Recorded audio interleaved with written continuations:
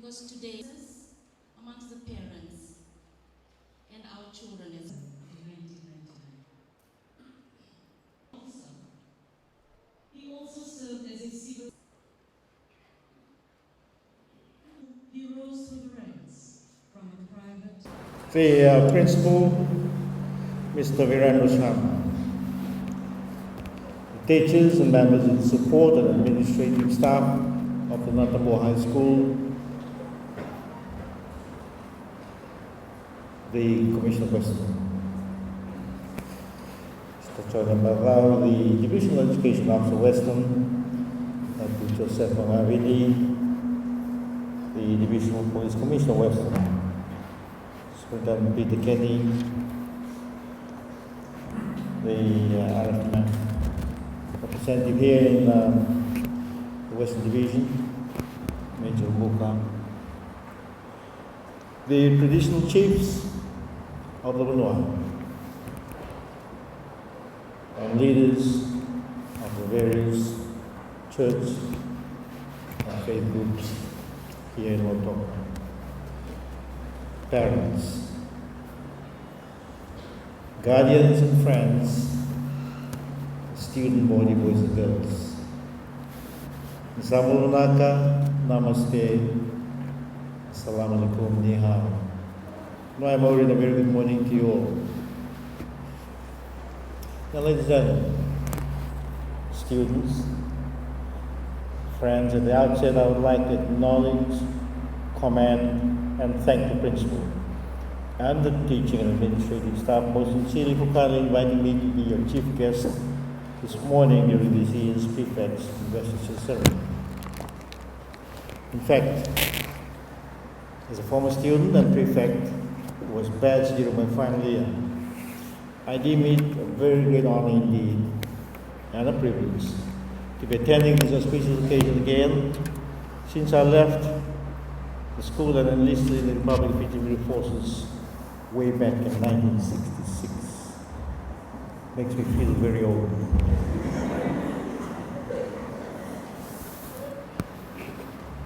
And since then, I have embarked on my long and dedicated journey of service to our beloved nation, as you heard and seen on the screen.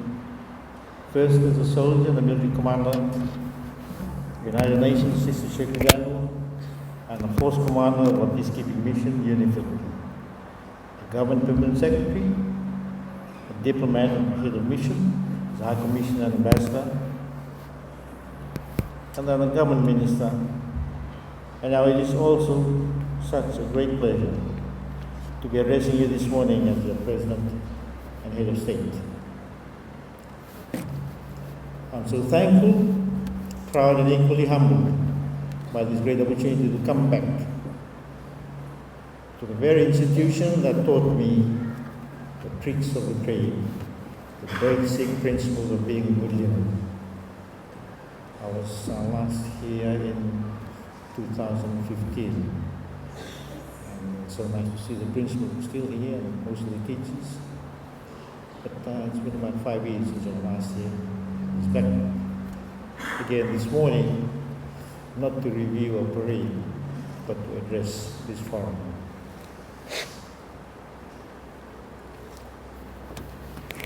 And in this regard, at this juncture, ladies and gentlemen, I believe it prudent that on your behalf, I offer our heartiest congratulations to those hardworking students sitting here and standing here in my right, who are going to be inducted and badged as the school's head prefects, hostel school prefects, form captains, and deputies. Now, to these students, congratulations and well done, for you have proven to the teachers and your peers that you possess the potential to lead. Yes, undoubtedly, you will be our beloved nation's leaders of tomorrow. Leadership, as you've heard from the good principal, is all about having a positive attitude to serve in the context of a school environment. It hinges on your ability to honor the trust of the teachers and the student body in helping organize and supervise not only your studies and many very school activities as well. As prefects, you should remain focused and committed with your studies, but at the same time be an inspiration to your peers in listening and instilling in them a sense of duty, a sense of responsibility, and achievement. Be the example to the student body as you heard from the principal, in the way you interact with them. Be considerate, be caring, be compassionate, and be honest with them. Listen and show genuine concern for their views and wishes. And most of all, ensure that the appropriate remedial actions are effected in the best interest of the school and the common good for all of you. Now, some leadership advice coming to you as not so much as a soldier, but as a father, now a grandfather. Be firm, be fair and friendly at all times, and do not hesitate nor afraid to do the right thing. I'll say again, do not be afraid, hesitate to do the right thing. Have the moral courage to correct mistakes, and do not be influenced by peer pressure to do anything that is going to be detrimental and a hindrance to students' academic progress and bring disrepute to the school as a whole. Very important. Natabua High School has got a very proud, long history of achievement. Keep it up.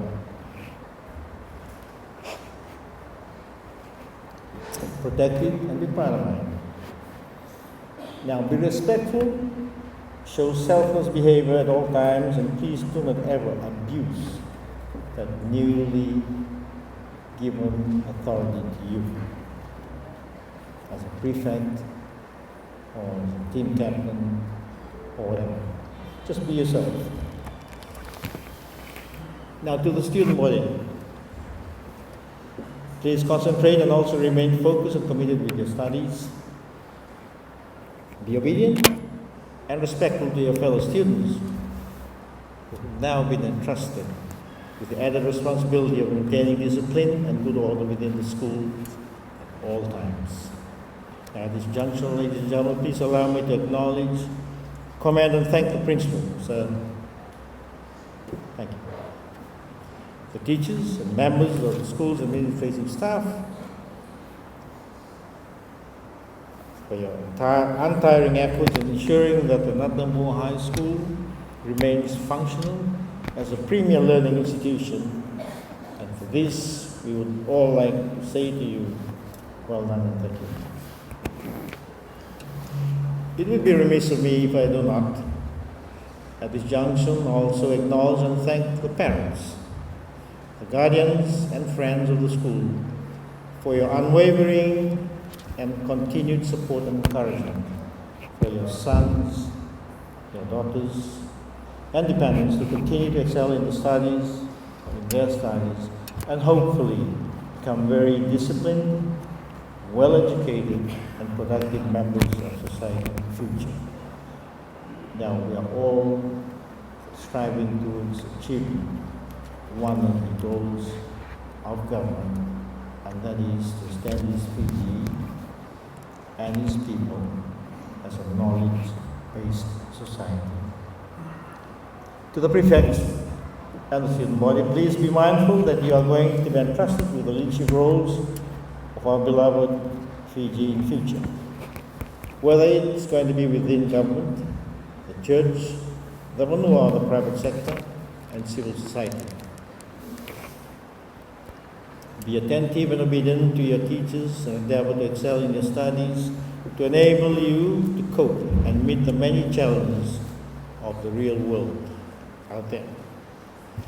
When you complete your secondary high school education phase and leave the safety and sanctity of this institution, soon, year 13 students, you will be leaving your comfort zone. You will be venturing out into a very challenging world out there.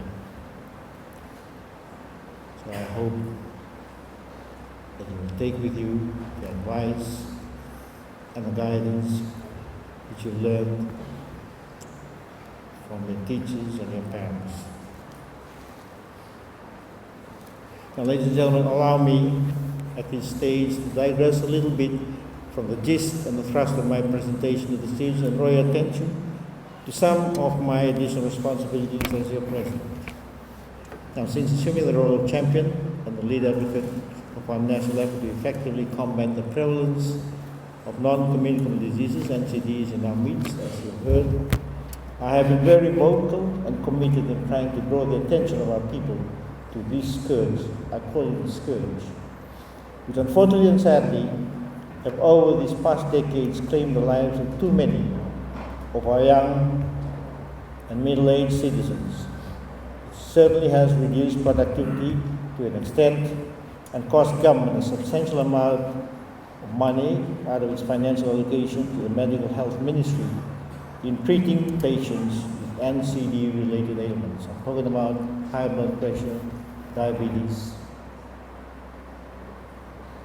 which has ravaged not only Fiji, but Pacific Island states as well in this region. Now, these are much needed funds that could be better utilized in improving the standard and quality of education in Fiji. And I've been told reliably that government spends in excess of $400 billion annually. It's a lot of money.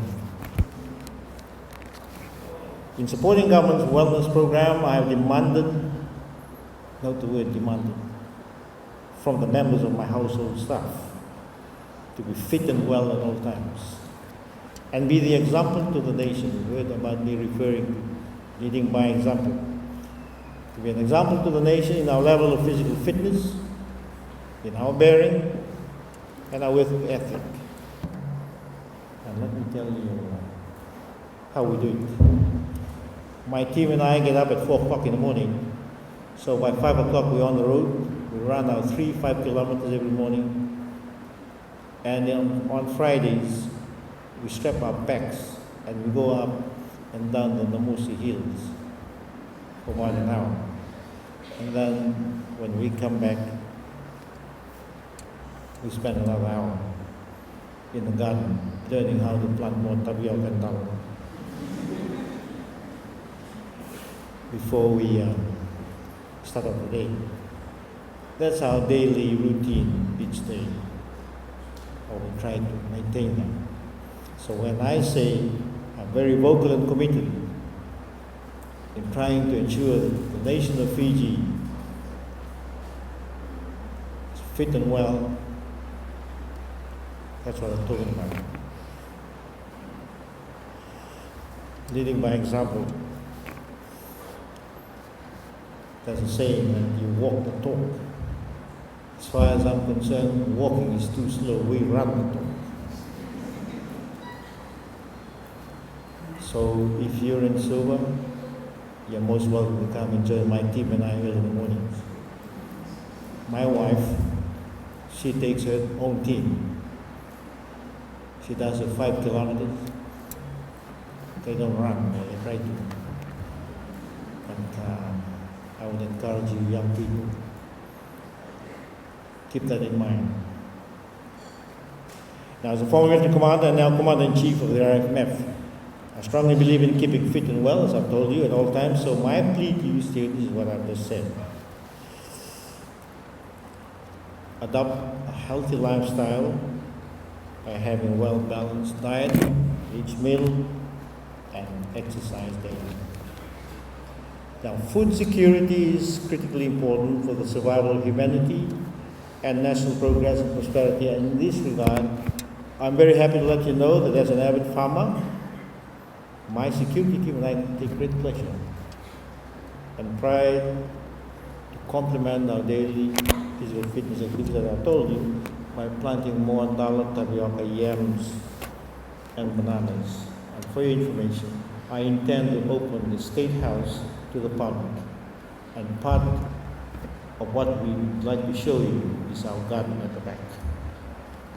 We plant our own food, we are self-sufficient. We don't buy any food from the market. We provide our own food. So you want to taste some good talo and tapioca, come down to Seoul and I'll give you some.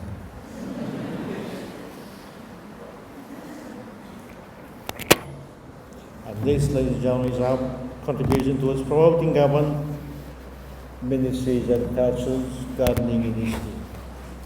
Now to the members of the student body, again, be mindful of the fact that not everyone will be destined for a white or blue collar job when you enter the job market, and for those of you who come from rural communities, and I believe it's a good section of you, boys and girls, like me, when you came to the school, you come from a rural or maritime community, and some of you are gifted with green fingers. Now, so you should seriously consider becoming a farmer, because there's potential for you to prosper.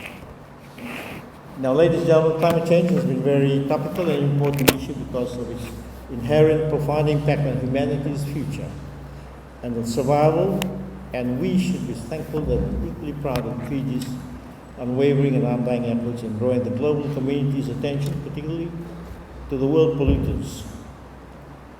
The need to be more caring and compassionate towards small developing island states like Fiji and some of our Pacific neighboring states, whose very survival and existence is now being threatened by the phenomenon of global warming and rising sea levels. In our collective effort to try and mitigate the impact of climate change to Fiji, in protecting and preserving our pristine and rich biodiversity environment and ecosystem, I've gladly accepted the request of the Honourable Sea Ningamu, the Minister of Forests, to launch government's 4 million tree planting initiative last year. So we are targeting 4 million trees within 4 years. I've been reliably informed by the Secretary that we've exceeded our quota last year, so that's good news.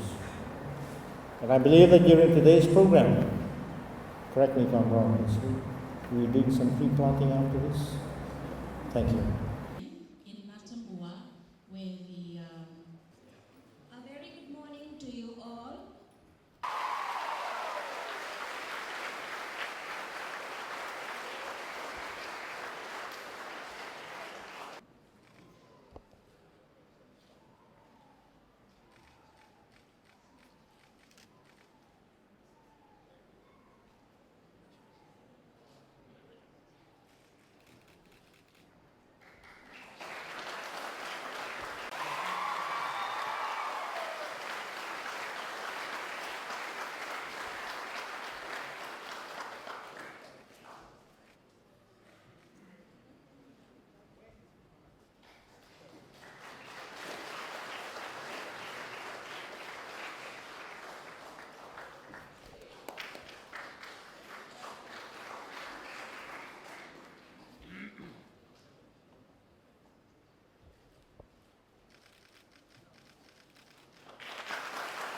We, the members of the Student Council of Natabua High School, Gender and Physical Abilities, we pledge to be the epitome of leadership for our peace.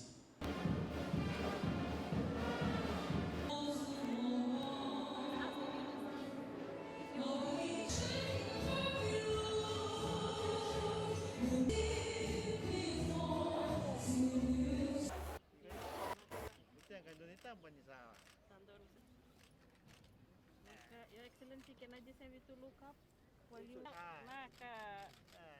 Set.